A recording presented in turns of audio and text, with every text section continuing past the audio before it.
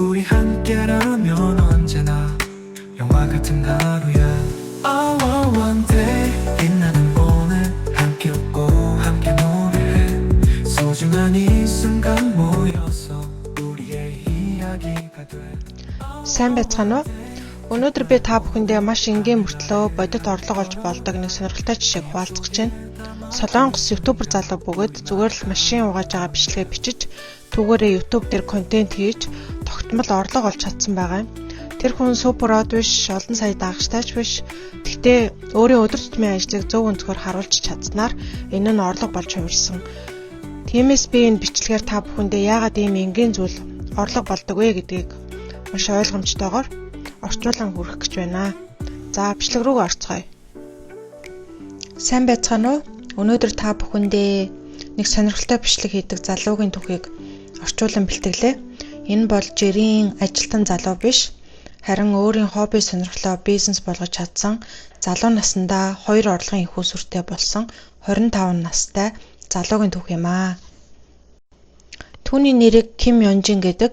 Өдрийн цагаар тэр импортын автомашины үйлчлэгээний төвд техникчээр ажилладаг. Тэр үндсэн ажлаа тараад орой юм уу амралтын өдрүүдээр өөр нэг ажилтай машин угаадаг бичлэгийг ютубээр орлого олдог байна. Энэ нь түүний хобби бөгөөд сард тэрээр 1 сая вон орчим хоббигоор олдог байна. Ким Ёнжин нь бага наснаасаа л автомашин дээгүү дуртай байсан. Аав нь ч бас автомашин дэх дуртай байсан болохоор бага байхаас нь л автомашины уулзалтуудад дагуулж явдаг байжээ. Тэгж явсаар байгаад автомашин түүний амьдралын нэг хэсэг болсон байна. Тэр их сургуульд ороогүй бөгөөд харин автомашины мэргэжлийн ахлах сургууль төгсжээ. Төгсөөд шууд цэрэгт яваад цэргээс ирээд одоо ажиллаж байгаа импортын машины компанид орсон байна. Тэгээд 25 нас хүрэхдээ анхны машинаа худалдаж авсан байна. Машинтаа болоод машин угаахтаа түүний ойлгосон зүйл нь өөрийнх нь хобби юм байна гэдгийг олж мэдсэн гэн. Өмнө огт машин угааж үзээгүй ч гэсэн нэг удаа хийж үзээд маш их таалагдсан. Тэгээд өөрөөсөө асуусан. Яагаад YouTube хийж болохгүй гэж.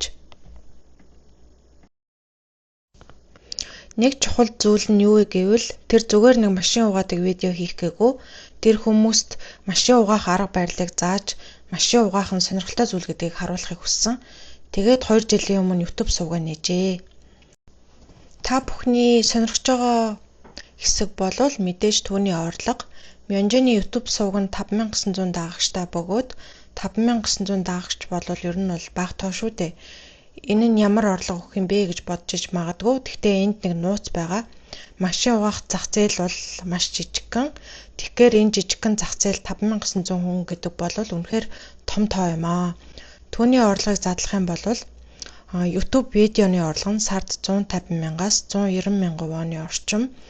Сурчлагын орлого нь бол нэг сурчлагаанд 100,000-аас 200,000 вон, их гарахтаа 500,000 вон.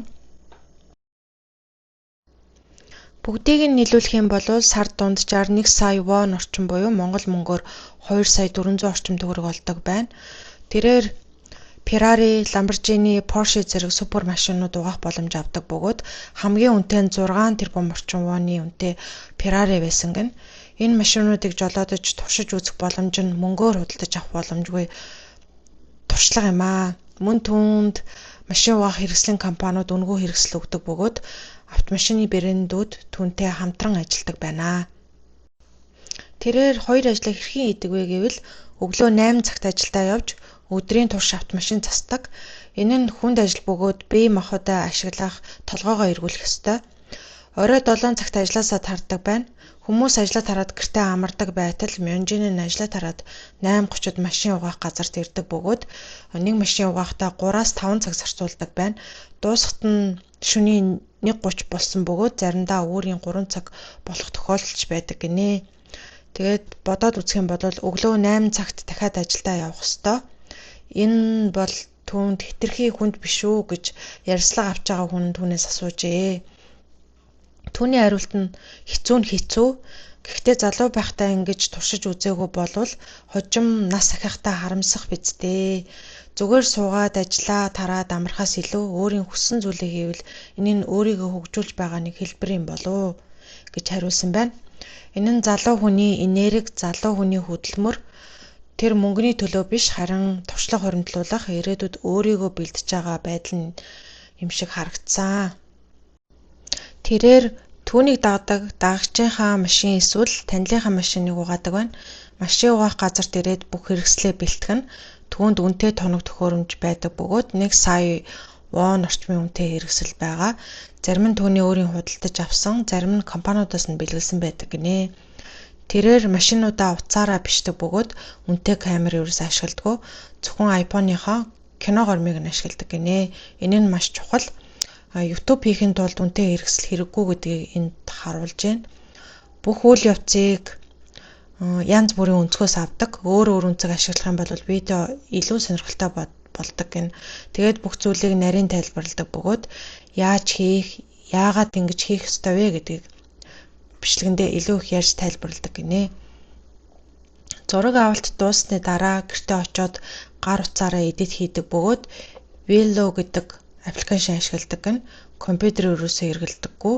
Зөвхөн гар утсан дээр 20 минутын видео засварлахад ерөөсөө 3-4 хоног маш их хугацаа зарцуулдаг байна.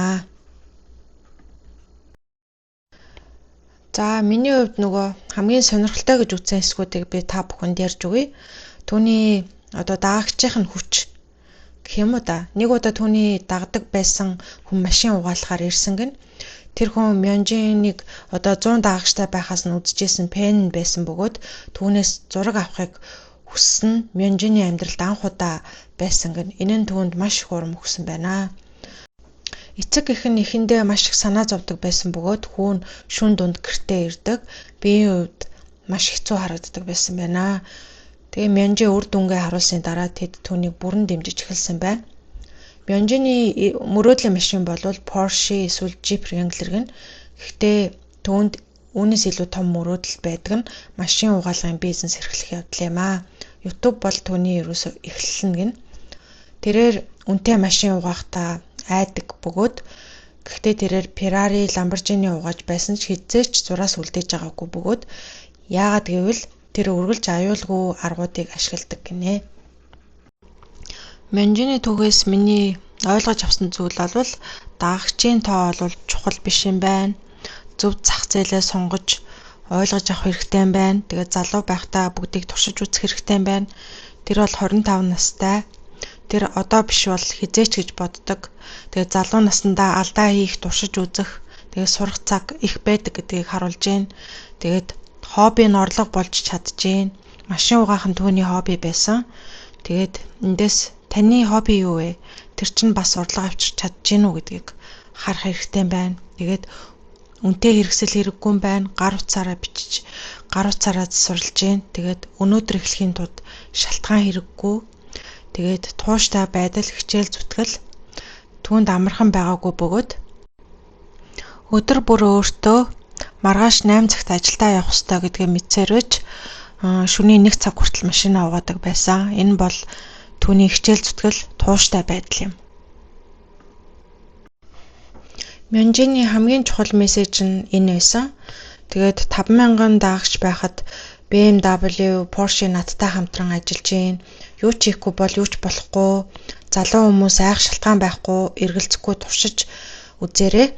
Тэгээд та өөрөөсөө нэг асуугаад үзээрэй. Таны хобби юу вэ? Тэр чинь бусдад ашигтай юу? Түүнийгээ хуваалцах болох уу гэдгийг. Тэгээ YouTube, Instagram, TikTok гэж зөндөө олон платформ байна. Тэгээд гар утсаа ашиглаад хамгийн чухал зүйл бол эхлэх хэрэгтэй.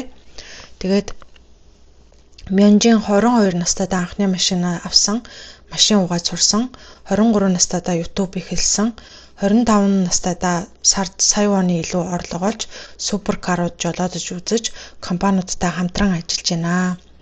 За тэгээд бичлэгээ энэ асуултаар төгсгөе. Таны хобби юу вэ? Тэр чин танд бизнес болж чадах уу гэдгийг комент хэсэгт бичиж үлдээгээрэй. За тэгээд энэ хүртэл үзсэнд баярлалаа. Дараагийн бичлэгээ цагаан алдалгүй үзхийг хүсвэл манай сувагт нэгдэж subscribe дарахаа битгий мартаарай. Баярлалаа. Баяртай.